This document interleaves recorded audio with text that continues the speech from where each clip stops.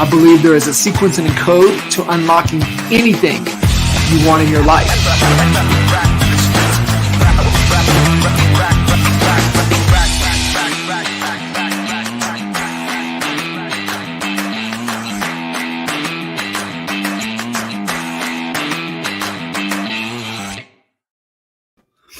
What's up? Good morning.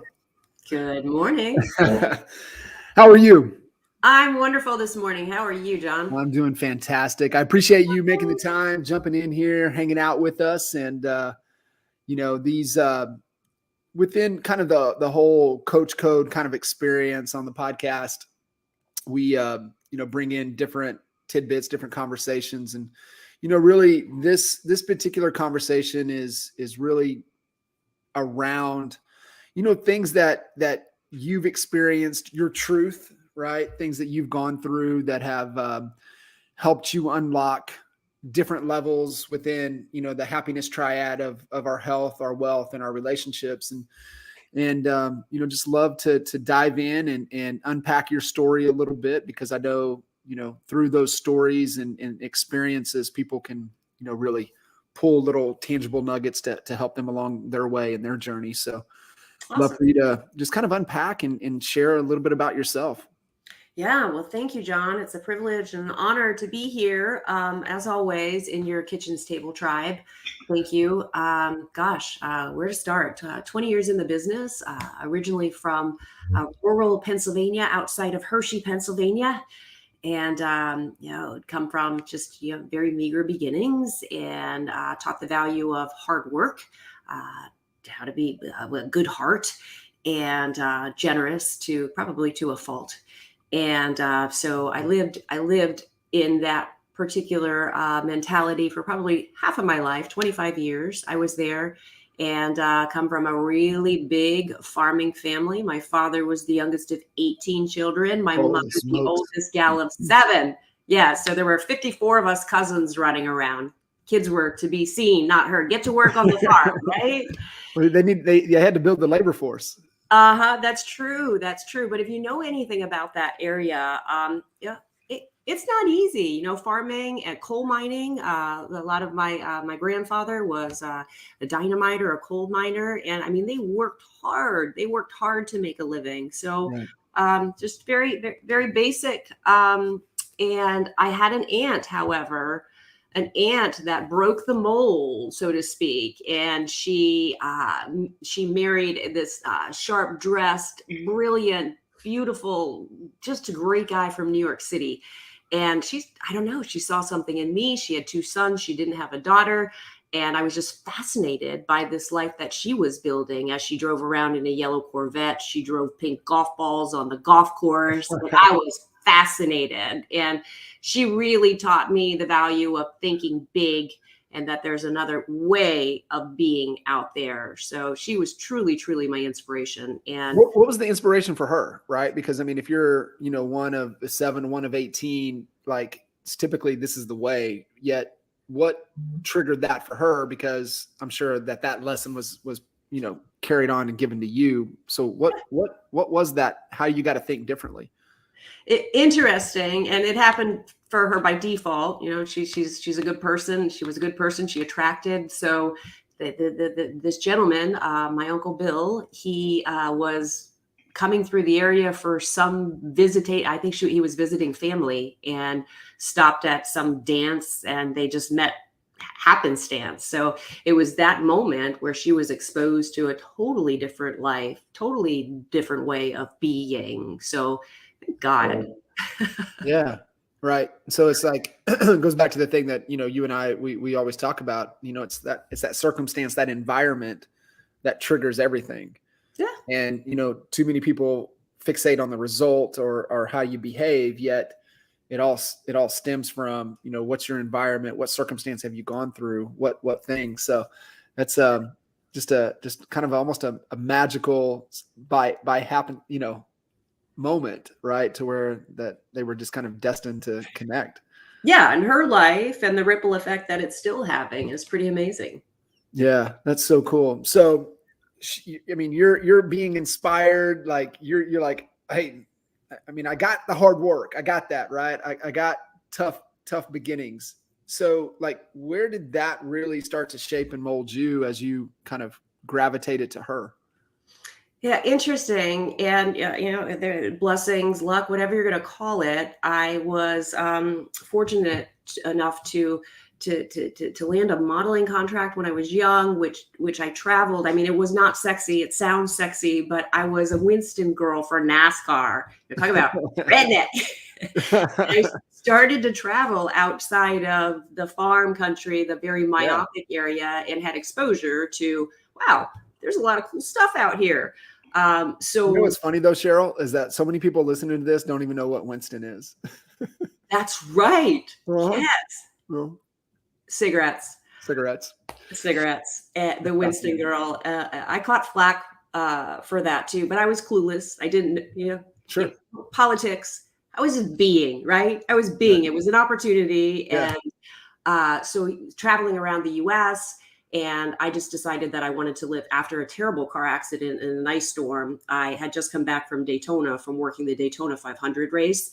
And I just decided that I'm going to move to Florida. And that was in 1995. So, yeah. So I've spent half of 25 years there, just turned 50. So half of my life here in Tampa, Florida. That's crazy. What took you down there? I mean, it was just like, I have to get out of this. Yeah, it was the cold weather. It was the myopic. It was the lack of opportunity.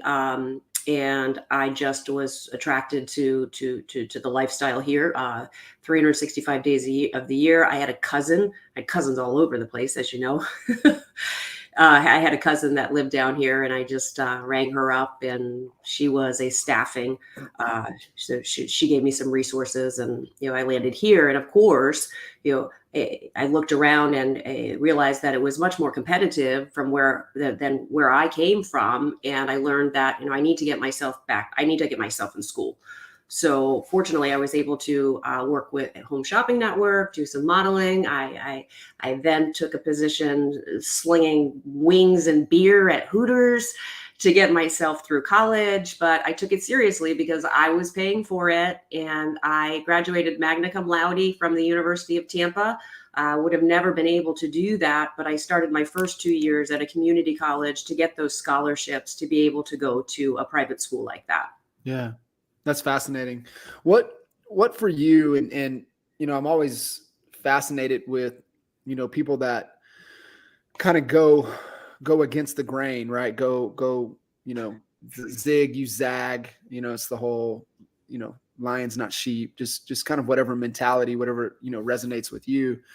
But, how easy for you to stay where you were at, and why so many people do that, and they don't take the risk, they don't take the chance and really bet on themselves is kind of what I'm hearing from your story, is that you really just decided to bet on yourself. Interesting. Yeah, I don't know that it's explainable. God puts something in your belly that you just want more. You want more out of life. And as I mentioned, that there was a heaviness of where I come from. Life was hard, and most people work paycheck to paycheck. Most people don't move in that area. They don't move out of the area. It's very, very stagnant. And apart from being exposed to a better way with my aunt, being exposed to other places through that particular modeling contract, I consider myself very blessed in that way. But, when I came here, I realized, talk about imposter syndrome. I looked around, I'm like, I was not really prepared. So I had a lot of catching up to do. And I think to this day, that's why I'm so committed to growth, self-development and growth, because I knew that there was a lot that I needed to learn. And we just do it. Did that just come instinctively when you moved there, and you're like, I like, was there a moment or something that's like, shit, I have to get better, right? Like, I have to learn. Yeah, there were a couple of moments. One of my favorite quotes is Maya Angelou. She says, do the best that you can until you know better, and then do that. And that really has been the mantra throughout my life. And coming out of that area to Tampa, and what am I going to do? Looked around at some opportunities. And before I decided to do anything, I explored some opportunities, and I was really excited to attend a job fair for pharmaceutical sales. And of course, I can go out and I can get the Brooks Brothers suit and I can look the part, right? But and I could tell that these recruiters were excited to talk to me because maybe I had an image or the look that they liked, but when they asked me the questions, I mean, I blew it. I wasn't prepared. I wasn't prepared for the opportunity. I could tell that I'm very intuitive, and I could tell that they were disappointed. So I carry this imposter syndrome to the nth degree. It was those instances, that happened frequently throughout my life that I've got to get better. I got to get better. I mean, my parents did the best that they can. I think my dad had an 8th grade education, my mom a 10th grade education. They were farmers. They were doing exactly what they knew from their parents, but they're good people. They're hardworking, generous with what they had, and kind-hearted people. So in hindsight, as I was running away from that as far as I could, it's interesting because then you meet people and circumstances, and with that wisdom, you always circle back, and then you embrace what is so incredibly beautiful about that. And my parents are still with us, and they're still together, and that is a blessing in itself. I've reflected on this from Coach Matt over the last couple weeks, and he said it to me about a month ago, and I didn't stop him. And, one of the things, and I think this also falls in on the imposter syndrome side of things sometimes too, is that, and maybe not imposter syndrome, but just for the sheer sake of looking foolish, or not feeling worthy, or just whatever it is, but stopping people to, what does that mean? And it's just one of the things that, and we've talked about it, right? I believe asking for help and asking questions is kind of a superpower. Yeah. And I think that's just beyond your ego, or beyond trying to prove something to someone else. And, he shared with me that it's a double learning loop. I'm like, okay. We went on through the conversation, whatever. And then he said it to me last time. I was like, okay, stop. Like, we'll pick up this conversation, but I need you to explain that to me. Double learning loop. And I was like, and I'm like, I got here and I'm ready to take notes. And I did. I took a whole page of notes on it. But what he said is that, and this will kind of resonate with you because it ties right back to kind of your parents, is that we live our life, right? Like this circle, and we learn, and then we have a choice to take what we learn and make a change. Yeah. And if we choose to make changes, it'll lift our life up. Mm-hmm. And he said, I want you to think of it as the infinity circle. And so you come down because you're living, and then you come up because you're learning, and then you make the changes to lift your life. Yeah. And I was like, holy smokes. And he said, here's the problem. Here's the problem with most people. He said, most people just live. And he said, we're moving in a clockwise direction. What is that doing? That spiral is going down. And so your life becomes not this big vision. Right? Dan Sullivan's, if you're not happy with your present situations because your future is not big enough. And so, like, when I hear your story, and I would say, one, your aunt, right? She exposed you. She created an awareness that you didn't even know was there. And then you had the opportunity to travel, which is probably one of the greatest gifts, and is one of the things that I instilled in Zane. I wasn't able to do it with Colton and Caitlin, yet was able to do it with Zane, and he's traveled everywhere. Like, he's seen so much, and his viewpoint of life is not this, it's this. That's awesome. And so are you just living in driving your life down to where you're moving away from this big future? Or are you learning, taking what you learn and lifting your life towards that big future? And when he said that, so it's funny, right? Because I'm thinking through that lens and I'm listening to you, you're talking about, so it feels like your parents were hard workers. They were great human beings, probably salt of the earth. They would do anything for you. Yet it feels like they were just living. Yeah. And, that's all they knew. You were able to get out and learn and take what you're learning to make changes to lift your life to, things that probably, your parents didn't even know was possible. It's just, I don't know. It's just fascinating, when you're able to get out and get out of this and get into this. Yeah. It's powerful. And I'm grateful. And we talk about growth and we talk about making changes, but the hardest thing that we'll ever do is to change some subconscious defaults that we have from our earlier years. That's the work happens every day. Yeah.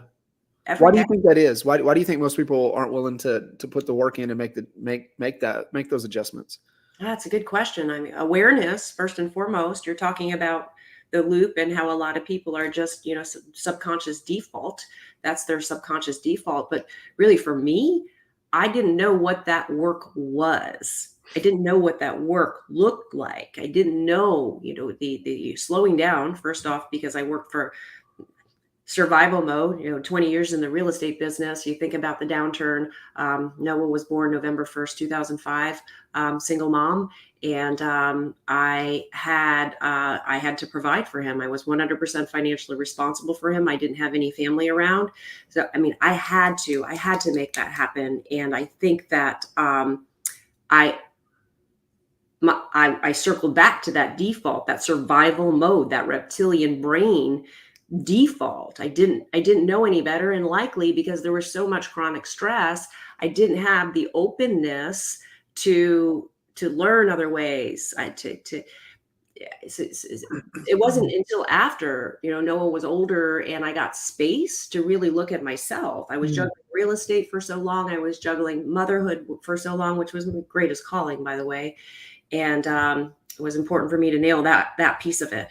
But that I realized that we have the choice to be able to rewire some of those programming that wasn't serving us. And how do you do that? You mindfulness, breathing, being mindful of your breathing and practicing. But I think the biggest hinge, or that tiny hinge that swung the big door for me, was to know that you can meditate on how you're feeling. I was exhausted. I showed up exhausted. I showed up frustrated. And how do you change those defaults? And it's only by feeling those things that you want to feel on a regular basis, because that expands. And I think that was a huge game changer for me. Where did you learn that? Where was that kind of introduced to you?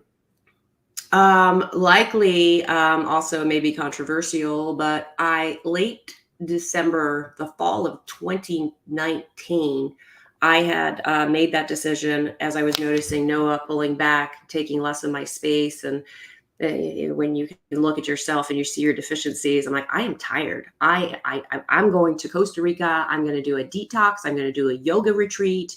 And I signed up for this place that was, 5-star. It was really, really fascinating to me. And then I got the welcome packet and it said about ayahuasca. What is this stuff? And I took this journey. I went there February of 2020, right before COVID. And I just immersed myself in a 7-day program.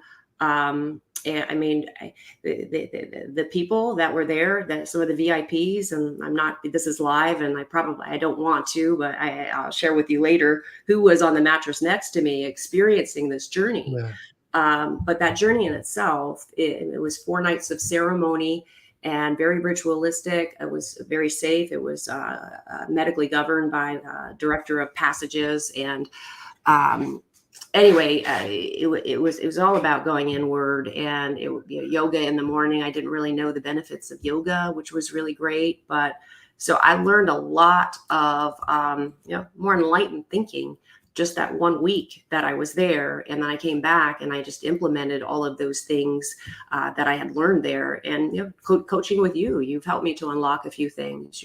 Every morning, the gratitude exercise. And this was a big one for me because that I have a high bar, I have high standards. And when you're a perfectionist, you're always coming up short somehow, some way.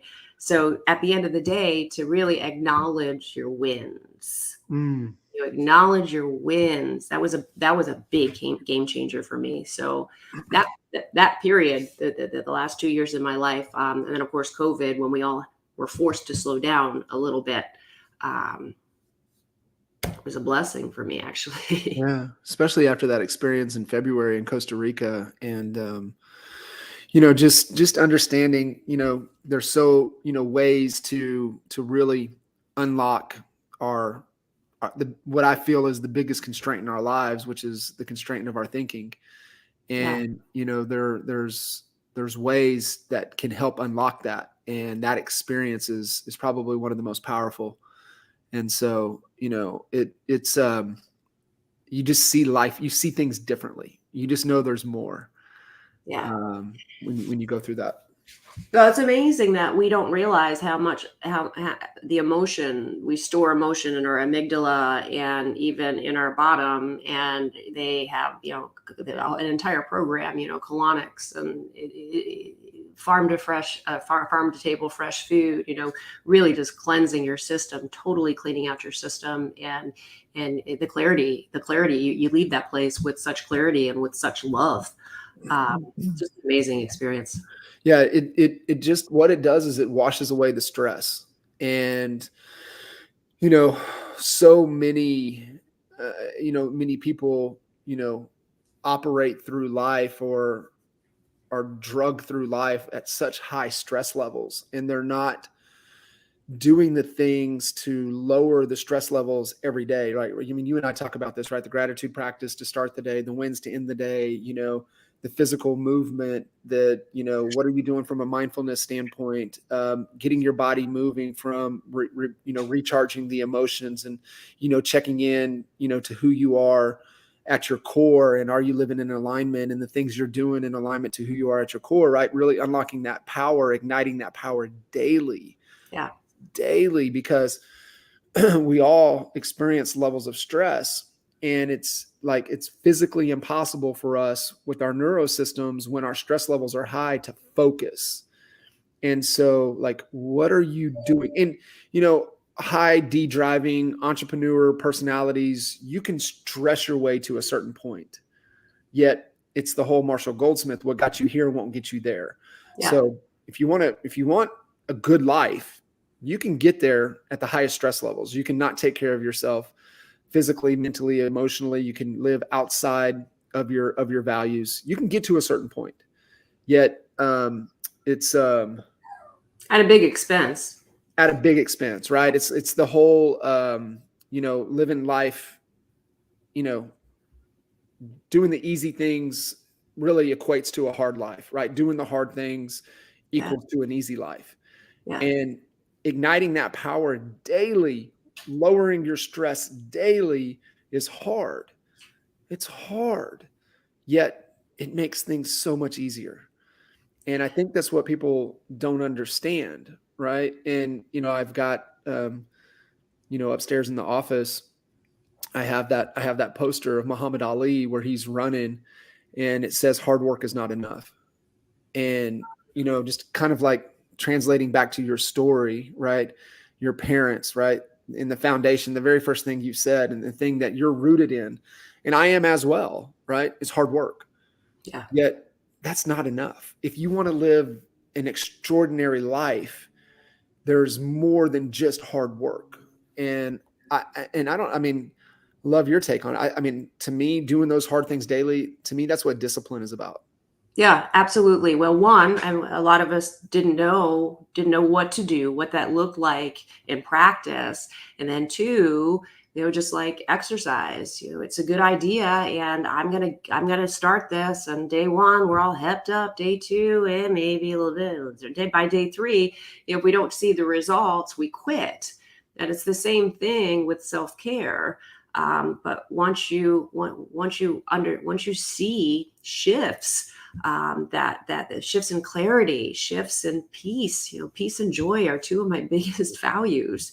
And once you meditate on those feelings of joy and peace and love, you're going to get more of that. And yeah, I am a faithful gal, and I am in my Bible, and I do a little speaking in tongues in the morning and meditating. I also love Mark Nepo. John, you know that I lost my best friend this year. Yeah. And, in October, when she was diagnosed, a friend of ours had given us this book. The author was Mark Nepo, and he essentially is a cancer survivor and spiritual guru. And every morning, Lisa and I would connect over this book. We would read a passage, the daily passage from this book. And it's a different way of thinking. It's an enlightened way of thinking. We're not meant to suffer. No snowflake falls at the wrong spot. We tend to think that we need to be in control of everything, and we need to make things happen because my kid is not going to grow up like I grew up. If you can just relax and realize that life is happening for you, and we can let things unfold for us instead of constantly being controlling, and that's where we suffer the stress, right? When we think that it should be a particular way. Right. No, that's powerful. And, everybody's always dealing with something, right? It's always layers deeper. There's everybody has something going on. And, I think that's the power of empathy and being able to understand that. And, you had a very tough stretch this year. What was it for you? And because I think you sharing your story, because there's people that, and I loved the podcast with Ed Milet and Rory Vaden. Yes. And Rory was talking about you're best served to solve the problems of who you once were. And so you look at yourself coming into this year and then, having to deal with that. So like you have a unique gift to be able to solve and help who you once were. And I just what you went through, people have gone through, or they're going to go through. If you don't mind, I don't want to, unpack, too much yet. I would love for you to kind of just share a couple key things that you really rooted into to be able to push through and work through challenging, tough times. Yeah, we all do. We all are at different levels in life. And that's one of the things that I love so much about EXP is because on this national platform, we look no further than your workplace to find people that are doing a little bit better than we are, a lot better than we are. And, just as we are growing, we've got those people that are coming behind us. And, as a single mom, I've got a passion. 67% of single mothers live below the poverty line. It doesn't have to be that way. And I have a passion to help those as I found my way through the whole situation. But I'm sorry, I think I might have not. What was that question again, John? Yeah, what were a couple of the key things that you kind of grounded yourself in, working through tough, challenging times, right? What were some of those thoughts, some of those actions, some of those activities? Because I think that's best, right? That's wisdom, is learning from others and really, knowing we're all going to go through it, or we all have gone through it. And sometimes we go through it, we don't realize it, or we don't stop to reflect to like, damn, how did I get through that? And this year was definitely different than any other time that we thought that tough times, we've got to muscle up and we got to grind even more. We've got to, when the going gets tough, the rough, the tough get going, and control can do more, right? This year was so different for me, and it produced like even more results. But to go inward, I purchased an Airstream, and just to get off the grid and not be in that doing mode, but just the being mode, and how we're feeling, and we attract a different vibe when we're in that space. It's counterintuitive because I'd been in activity mode for most of my career, which the stress hormones, it's real. So, and just identifying your highest and best. What is your highest and best? Where can you create most value? Where are you solving the most problems? Where are you creating most opportunities for others? And I went deep on those questions. And though the activities might have been less than what they had been traditionally in my career, it really produced more fruit, which I found very interesting. Yeah. Yeah. I mean, yes, kind of listening to kind of what you're saying there, it's acknowledging, not ignoring it, embracing it, sitting in it, and just knowing, it's not a linear path, right? There's going to be the ups and the downs, and that, just knowing to keep moving, and don't stop, right? That's the thing, right? It's we're either growing or we're dying, and if That's we're right. not, if we're pausing, what is that? That's not growing. Yeah, acquiring a different skill set. And you and I talk about this frequently. I'm very privileged to be aligned with you and have you offer your insights. Having the difficult conversations.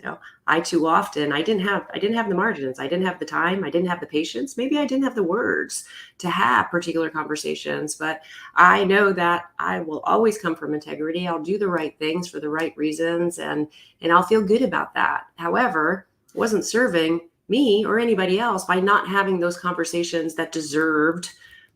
Relationships deserve to have conversations. So too often I would just take the high road on particular things and not stand in my truth. And I would just move on. I would just get bigger than the problem. Right. But learning to just have those difficult conversations to benefit others and also ultimately to deepen relationships. So, I've got pulled my circle in a lot smaller. Yep. And going deeper as opposed to being, God, who can I serve today? What can I do today? I called that in, John. I called that craziness in. Yeah. Yeah. It's goes back to just being more intentional, but like you said, don't avoid those tough conversations. And you and I were talking earlier this morning, kind of back to that reptile brain, right? Most people think of the fight flight, right? Piece of it. And I always say, hey, don't forget about freeze, right? Because that's part of it. Most people just freeze. They just don't do anything. And then I had the conversation earlier last month, and it was introduced that there's one more piece to that, and I'm like, well, fight, flight. Okay, I get freeze. What else are you going to drop on me? And they go, fawn. And I go, what the hell is fawn? And so you and I were talking about it, and it goes people pleasing, conflict avoidance, no boundaries, overwhelm, codependent, identity issues. And I was like, guilty. And I think a lot of that then, goes back to, what do you believe that causes that? What do you believe where that really comes from? I mean, it's insecurity. Definitely stems from insecurity and stepping out from what I knew, what I had been conditioned to be. I didn't know what I didn't know, and but I know to be positive. I know that if I can do for others and make them happy, like I get good results. And it was so important for me in raising Noah that I secured his place in the world.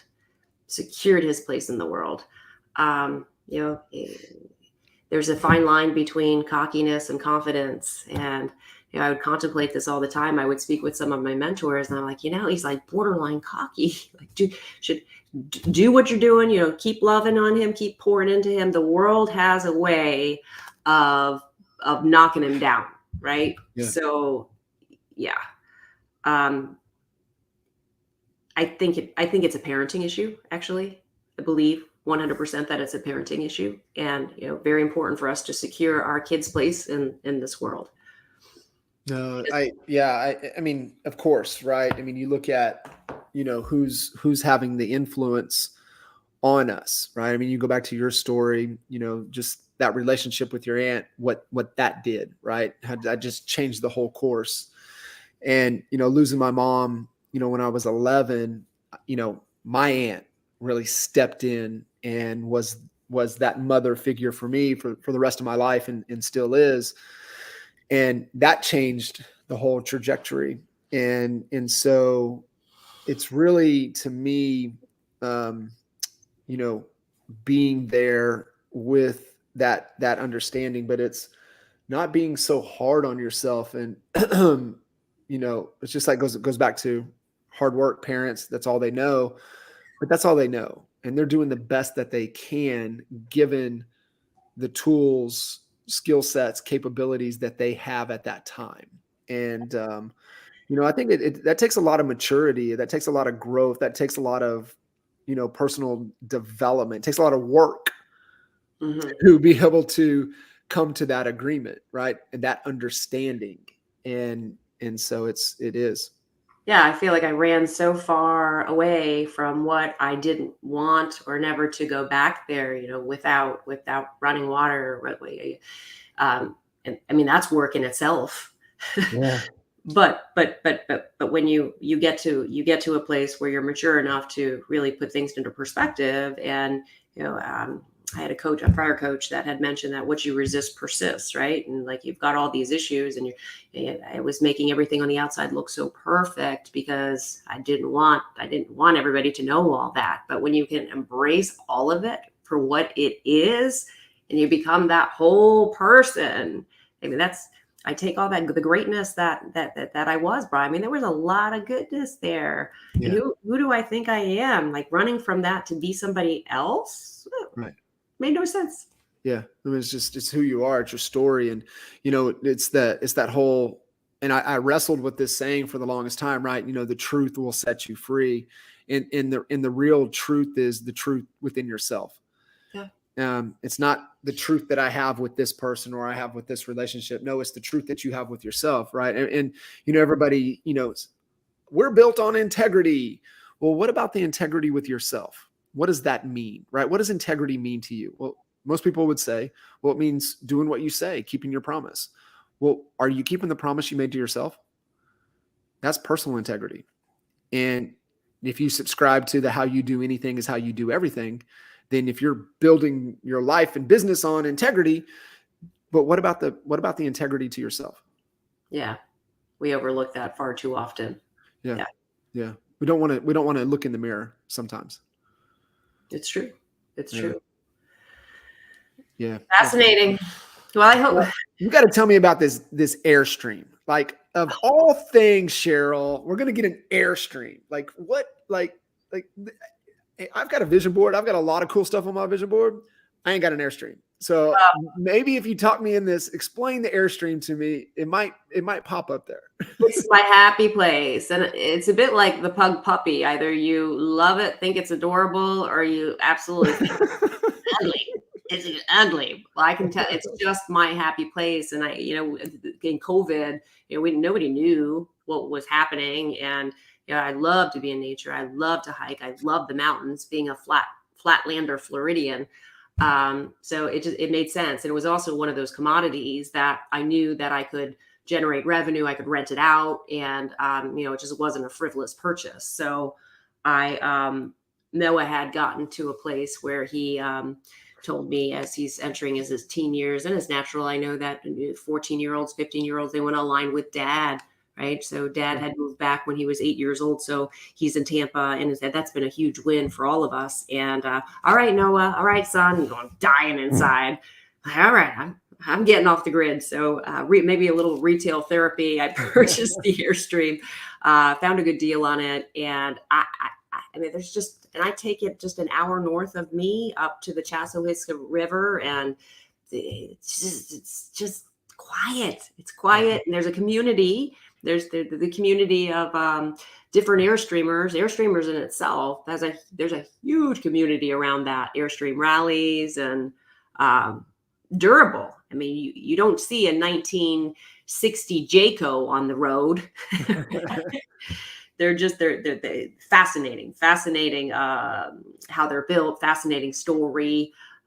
But it really, it's my happy place, and I can choose 19 feet. So it's not ridiculous to maneuver. And I've got my little SUV that I can carry up to 5,000 pounds, and it's perfect. Yeah. Hook it up and go. Love it.